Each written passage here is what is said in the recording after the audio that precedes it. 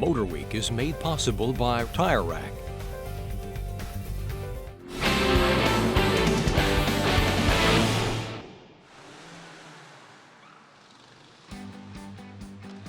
While we humans look pretty similar, we react differently in certain situations, just like tires. To show you what I mean, it's off to Indiana and the campus of Notre Dame's Fighting Irish for some cold weather tire testing with TireRack and Bridgestone.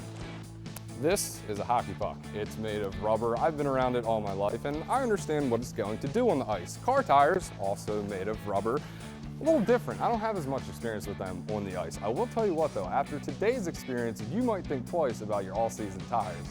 I've been through snow and a little bit of everything. Front, rear, and all-wheel drive vehicles, all equipped with different tires. It's stunning how they've all got different personalities. You know, winter tires really are something that nobody really wants, but everybody really needs that lives in an area that has really cold weather, snow, ice particularly. I was under the impression that there's nothing that you can do when it comes to ice. Well, this isn't the first time I've been wrong. When I say go, you're going to mat it, hold your foot to the floor until I say brake. When I say brake, go immediately to the brake pedal, maximum pressure on the brake pedal. Isn't this cool? A drag race where hockey players are normally ripping each other's heads off. One car equipped with OEM all-season tires.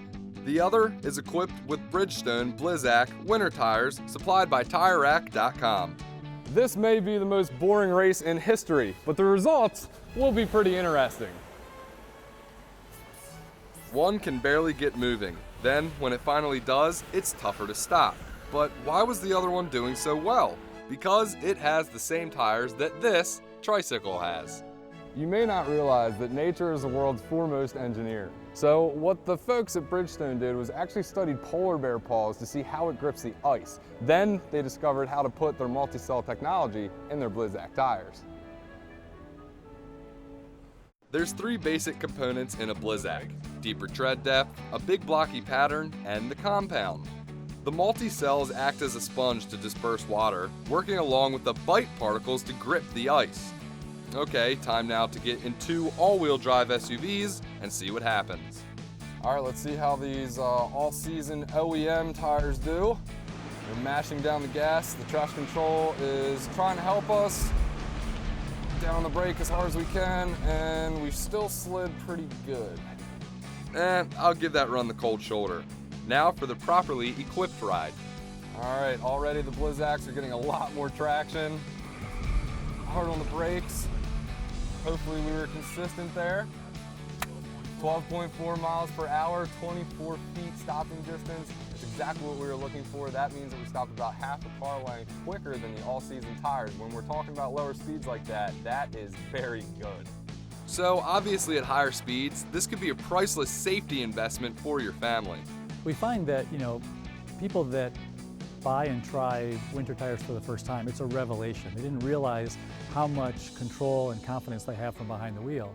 It is really a oh my gosh moment. Winter tires are not only good for snow and ice, but the rubber compound will stay softer than all-season tires below 45 degrees, meaning you can accelerate, handle, and brake easier.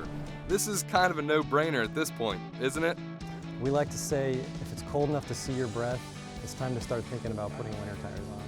After our icy education, we toured TireRack's facility not far from Notre Dame's campus.